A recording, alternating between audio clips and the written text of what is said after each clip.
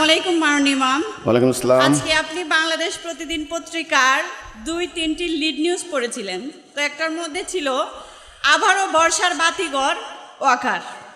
আমার প্রশ্ন হলো, দেশের অস্তিত্বের সংকট ও নিরাপত্তা হুমকির মুখে আছে, তো গজ পিতা দিয়ে মাপা কিছু সংখ্যক প্রশিক্ষণপ্রাপ্ত সৈনিক যাদের কাছে ঐশী আদর্শ নাই, তারা কি দেশের অস্তিত্ব রক্ষা ও নিরাপত্তার জন্য কতটুকু বর্ষার বাতিঘর হতে পারবে? আমার প্রশ্ন সেটুকুই, আপনার মতামত কি? আমি যতটুকু জানি উনি একজন অবসরপ্রাপ্ত সেনাবাহিনীর সেনা সদস্যের স্ত্রী ছিলেন। ওনার স্বামী, সাবেক স্বামী দুনিয়াতে নাই, তিনি মারা গেছেন। হিজবুত তৌহিদ করার কারণে এই ভদ্র মহিলাকে সংসার থেকে বের করে দিয়েছে, একটা কন্যা সন্তান সহ মিথ্যা মামলা করেছে। তিনি সেনাবাহিনীর দপ্তরে দপ্তরে ঘুরেছেন।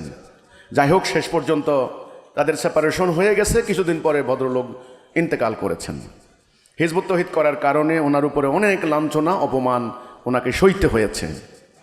আজকে উনি একজন স্কুলের শিক্ষিকা, উনি শিক্ষকতা করেন। তো ওনার যে প্রশ্ন, যে পত্রিকার রেফারেন্স দিয়ে তিনি বলেছেন যে আশার বাতিঘর ওয়াকারুজ্জামান, হ্যাঁ, উনি বলেছেন যে ঐশী জ্ঞান, ডিভাইন ল, ডিভাইন কমান্ডমেন্ট বা আল্লাহর হেল্প, আল্লাহর সাহায্য যেখানে নাই সেখানে কি করে আশা করতে পারে? এই ছিল না আপনার প্রশ্ন? জি, আচ্ছা, হ্যাঁ, এক হিসাবে আসলে আশা করা যায় না। কিন্তু আমি মনে করি যেহেতু এই বাংলার মাটিতে আল্লাহর পক্ষ থেকে হেদায়া চলে এসেছে, আল্লাহর পক্ষ থেকে তাওহীদের বাণী চলে এসেছে, আল্লাহর পক্ষ থেকে মহান আদর্শ ঐশী ডিভাইন কমান্ডমেন্ট চলে এসেছে, আল্লাহর হুকুম চলে এসেছে। বর্তমানে যারা আইন শৃঙ্খলা রক্ষার দায়িত্বে আছেন, সেনাবাহিনী বলেন, আইন শৃঙ্খলা বাহিনী বলেন, সরকারে যারা আছেন, তারা যদি এটার আনুগত্য করেন, কাউকে ভয় না করে, তবে আমি মনে করি হ্যাঁ, তারাও আশার বাতিঘর হতে পারেন। আপনি হতাশ হবেন না, আপনি নিরাশ হবেন না।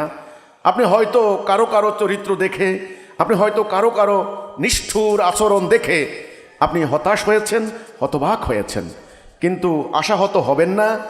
এই সত্য এমন একটা জিনিস, ঈমান এমন একটা জিনিস মানুষের হৃদয়কে আলোকিত করে দেয়।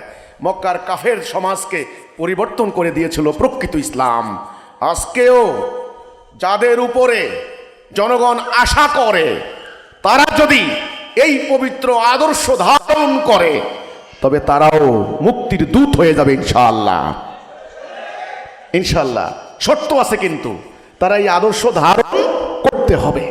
আল্লাহর কাছে দোয়া করেন যে আল্লাহ, আমাদের রাষ্ট্রকে যারা পরিচালনা করে, আমাদের রাষ্ট্রকে যারা আইন শৃঙ্খলা বাহিনী যারা দায়িত্বে আছে, আল্লাহ তাদের হৃদয়কে উন্মুক্ত করে দাও আল্লাহ। আল্লাহ তারা যেন খালিদ ইবনে ওয়ালিদের মতো, মুসান্নার মতো, দেরারের মতো সেই সময়ের মহাবীর যারা রণাঙ্গনে লড়াই করে দিন প্রতিষ্ঠা করেছিল, আল্লাহ আমাদের সেনাবাহিনীকে, আমাদের আইন শৃঙ্খলা বাহিনীকে আল্লাহ তুমি তোমার দ্বীনের আলোয় আলোকিত করে দাও আল্লাহ। এদের জন্য দোয়া করেন, এদের জন্য দোয়া করেন। তখন এদের শক্তি, এদের ট্রেনিং, এদের প্রজ্ঞা, এদের সাহস, এদের বুদ্ধিমত্তা জাতির কল্যাণে কাজে লাগবে ইনশাআল্লাহ।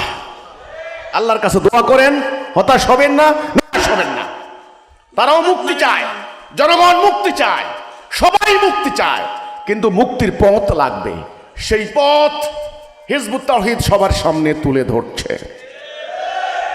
আশা আছে, সম্ভব যদি তারা সত্যকে আলিঙ্গন করে।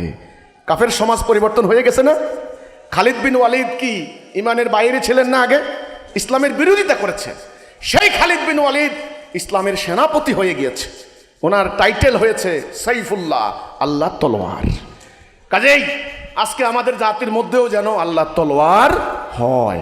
আল্লাহর কাছে দোয়া করবেন, ঠিক আছে? আপনাকে অসংখ্য ধন্যবাদ।